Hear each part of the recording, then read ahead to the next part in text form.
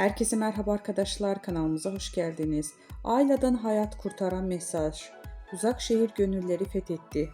Kanal D'nin rekormen dizisi Uzak Şehir kendi gündemini yaratırken bir yandan da sosyal sorumlulukların mesajlarıyla hayata dokunuyorlar. Dizide bu kez kanserden erken teşhis önemine vurgu yapıldı. Kadınlar köy meydanına toplayan Ayla'nın erken teşhis hayat kurtarır temalı sahnesi izleyicilerinden tam not aldı. Dizide hekim olan Ayla, kadınlar biz bedenimizi de yuvamız, bedenimizi koruyacağız diye seslendi.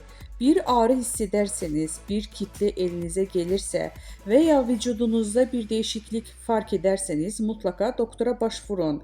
Kanserde erken teşhis gerçekten hayat kurtarıyor sözleriyle izleyicilerin farkındalık yarattı. Uzak şehir bu anlamlı hareketiyle bir kez daha gönülleri fethetti. Sanal medyada geniş yankı bulunan sahne için ülkenin yarısı izlediği dizide böyle sahnelerin yazılması çok kıymetli yorumlar yapıldı.